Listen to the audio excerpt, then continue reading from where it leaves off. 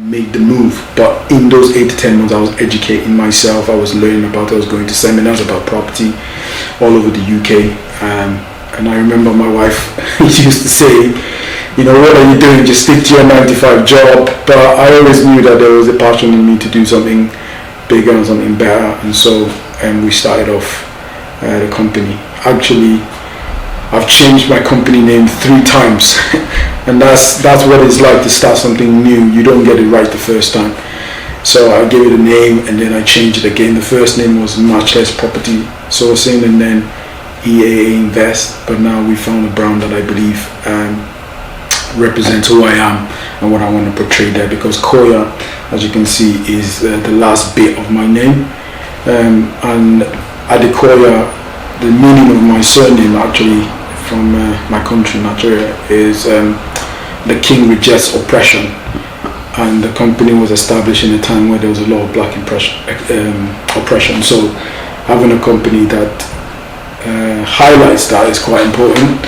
And so I'm really happy with the name that we went with so far.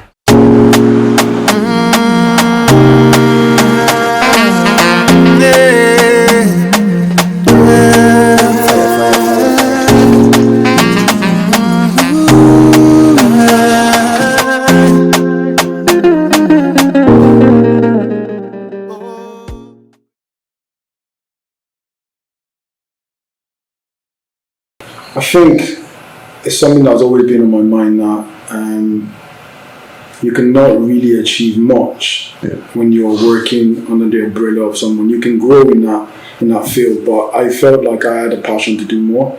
There's always been that thing that might have made you feel like you couldn't do it or it was impossible.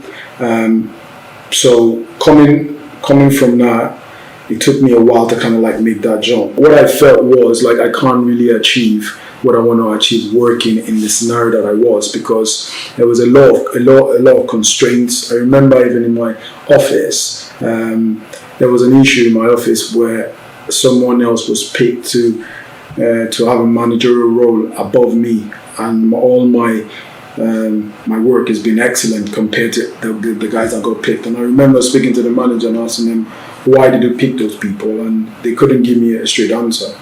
And a little bit of all this has made me feel like, you know, if I'm going to put a lot of energy and passion into it, I need to put it into something that I love or something that's mine.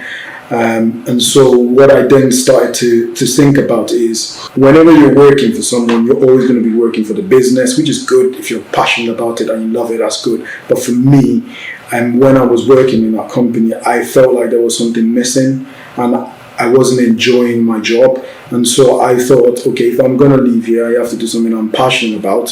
And how can I start little by little to build something? And so that was when I made the decision to say, you know what, I'm going to start looking out. So it was a bit difficult, but what you have to do and what I had to do was check, what am I passionate about? What can I excel in first? How would that pay the bills? So I kind of like looked around and see, what am I good at? And how can I get into that and make sure I'll be able to support my family? So I started to do the research in the background. While I was in my office, I did a lot of courses as well. While I was working with lawyers, I did project management courses and I did a lot of learning. And then that gave me the confidence to actually go out and do what I needed to do. And the transition was difficult, but it was worth it, because at the end of the day, what I realized is you're never going to be able to reach the place that you want to reach. You're never going to be as financially free as you want to working in that kind of circle. And I wanted more time with my family. I wanted more time with my future kids. So what I decided to do is find out ways where I can earn passive income, have businesses that can make money from without me being there. And in turn, I can use that time to do things that I'm more passionate about. In my case, it's helping people, supporting my local church and doing these kind of things that help the community. And I found that I couldn't do those things. I was locked in the office for 40 hours.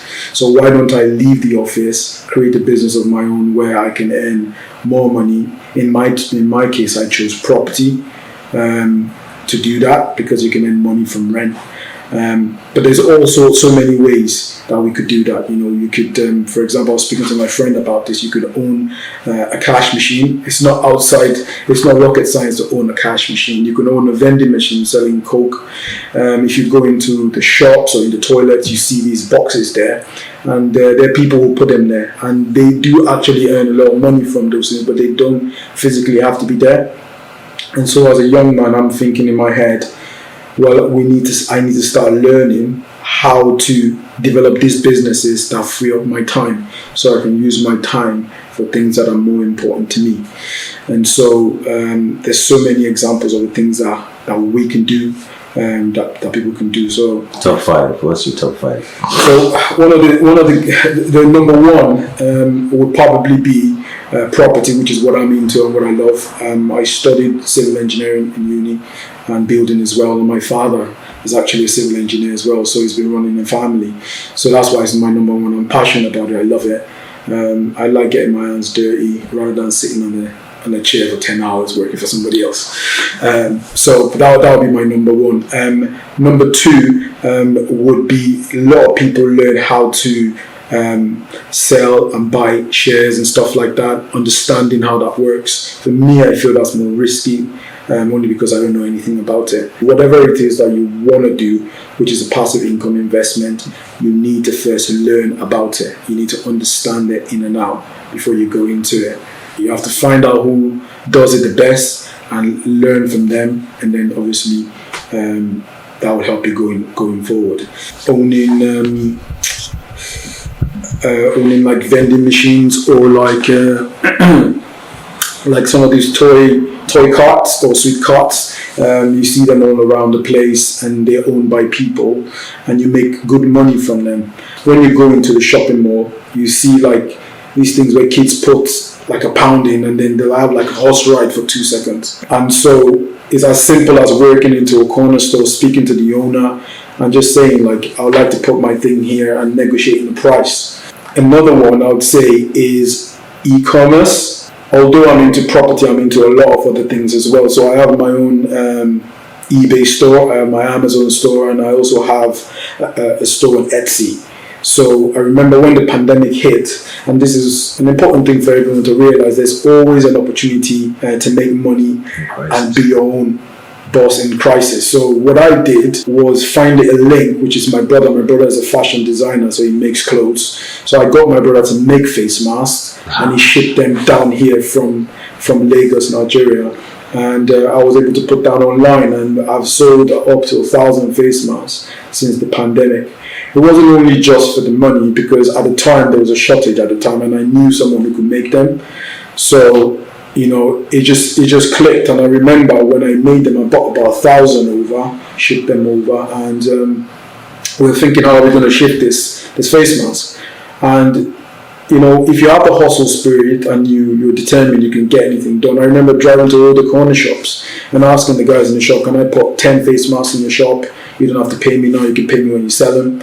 I was going to go to the park and set up shop. You just have to do what you have to do to get things going. So online marketing is very, very good way to make money these days, because you don't necessarily need to have a shop to start selling a product. One of my friends now sells a shower caddy, which is basically what you need to put like your sponge and your soap, your shower gel in the shower, like a holder for it. And I remember talking to him about it, and I talked to him about like just selling stuff on Amazon, and then he was managed to get a contact in China, and they start shipping these things over, and now he's got a market on Amazon where he sells stuff, and he's his own boss, and that gives him passive income. You'll be surprised what people are selling. People are selling cakes, people are selling toothbrushes, whatever it is you think you can get, you can put it online and you can potentially sell. For example, you'll be surprised to know how much income you make from burger vans and ice cream. You could potentially buy a big tub of ice cream, for example, let's say £1, but then you sell a scoop for £1. Do your maths and see what the profit is going to be in just selling ice cream. And I remember one of my mentors told me he set up his kids from the young age, 16, 17, selling ice cream, and they actually bought their first house from selling ice cream, and the profits they made off that, just going to the beach on a sunny day in an ice cream van you'd be surprised that you can go with about £300-400 a month. A day from just selling ice cream. So that's another little thing that people can do. You control it, you'll be the boss, you do it in your own time, and basically you'll be able to make as much money as you make in the office. Just doing the analysis, if you have a look and see how much you get paid when you work for someone, yes, it's safe and secure, but when you do the maths to how much you could potentially make, having your own business or doing your own thing is probably going to be the same or more. If you work harder, you're probably going to be in a position where you can earn more. One of the reasons why I started my business was because I remember vividly, we went out to do some outreach and to meet up with people, and I remember coming back to the office because I had to take time off work to go and help with my church to do some outreach work. And I remember coming back to my office buzzing, feeling so fulfilled about what I've gone to do. But I remember that I was restricted. I had to do it in the parameters of my office because I work for someone. But being able to own your business allows you the opportunity to do more for the community. I love giving back, and I realized that people are more important than money. Although I want to set up my business and be successful, people are more important than money, and that's why the slogan of my company, Koya Properties, is integrity first. One of the things that I do in the community is I've served as a street pastor. I don't know if you know what a street pastor is, but what we do basically is not to preach to people, but to love people. So we would go out on a Friday from 10 to about 4 o'clock, and we'll just go around town trying to see how we can help and support people. We'll give out flip-flops to people who might have taken off their shoes if they're drunk. We can put them on a wheelchair. We'll take them to an alcohol treatment center where people from the NHS can take care of them, call their parents and get them home. And it's difficult when you have to do a shift from 10 till 4 and you can't sleep, especially when it's cold. But what I've realized is whenever I do the shift, I go home really, really happy because I've helped the little girl get home. I protected women from guys that might want to, take advantage of girls that are drunk. We try to get them in a taxi and get them home. So this is one of the things that we do in the community, and it's been amazing serving alongside with the police, alongside with the council as well. So it's a joint effort, and the results of those is not just kids. I've had a lot of thank yous from fathers and mothers. I've had situations where little kids have got themselves into a really tricky situation with drugs, and we've been able to help them in the nick of time and potentially save their lives as well. So also we help the homeless around the city centre and trying to give them somewhere to belong, because I believe the homeless people are hopeless, and that's the reason why they're homeless. And if there's somebody to love on them and give them hope, then we'll be able to change the community. And you need time to do that. You can't be in your office 40 hours a day and be able to help people the way that they need help. They need genuine relationships. They need genuine people that care about them to give them hope and let them know that they matter. And that is the passion that I have for my community and my people.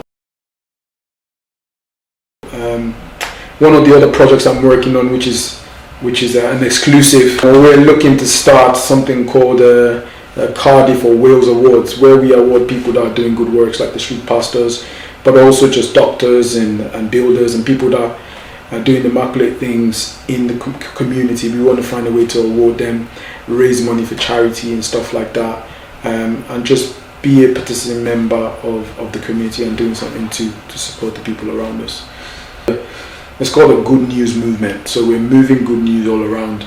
That is kind of like my own little pet project, but the way we want to do it very nice, in a nice hotel in Cardiff, and we want to invite people, we want people to have fun, but we want to be able to reward people that are doing things with integrity and well, because I realize that in the society that we are today, the fast life and the fancy things, and sometimes people who do things the wrong way are being rewarded and put on the spotlight, and we wanted to do the opposite. We wanted to catch people who are doing things not for the spotlight, but just because the community needs it, and we want to highlight them and say thank you. And so that's the passion behind it. That's like my own project, but I'm hoping to work with my local church, which is City Church Cardiff, and get some other people around me so we can get it done, because I can't do it on my own. It's a dream that I have and I'm working on, but hopefully we get it out soon. Advice to the younger generation, I'd say dream big. Because especially in the UK, because there is an opportunity now in the world, I think, for us to be entrepreneurs and to make things happen. And what I realized is when you're driven and determined, you can actually do a lot more than you think. Number one would be to dream big, and number two would be to do things the right way. Doing things the right way will take longer. It takes integrity, and you might not get there as quick as other people are doing it. But when you choose to do things the right way, the benefits always pay. So I'll give you an example. In my own field as a property investor, I do not give my tenants a horrible house. I make sure that the house is lovely. I make sure that they have everything that they need, and in turn, I don't struggle to get tenants. Now I have all the colleagues and friends who are in the property game who will patch up a house and not take care of their tenants, and obviously the tenants don't take care of their property. So do things the right way. Take your time to learn and put the hard work in. Finally, I would say take the risk. Take the risk. Like nothing is going to be all lined up from the beginning. I remember when I started, my wife would be like, "Oh, are you sure you want to do this? You're going to leave your job and all this kind of stuff." But without risk, there's no reward. And the rewards now would be, for me, for example, would be I'll get to a point where I can go and pick my kids at 3 o'clock and I don't have to worry about, when I have to get back. I can give valuable time to my mom and my family and my friends, and I don't have to worry about the bills. Now, it's not easy because I put the work in now, but eventually you get the reward. So take the risk, especially earlier. If you're young, you have the opportunity to take the risk now, because you might not have any kids, you might not be married now, and so even if you fail, you can get yourself back up and keep going. For me, one of the things I always remember, which is in the Bible, is that if you fall 7 times, you get back up and you keep trying. So if you take a risk and you fail, it doesn't necessarily mean that that's the end of it. You can give it a go, you can try again, and then you get better and better at what you want to do, and then the sky's the limit.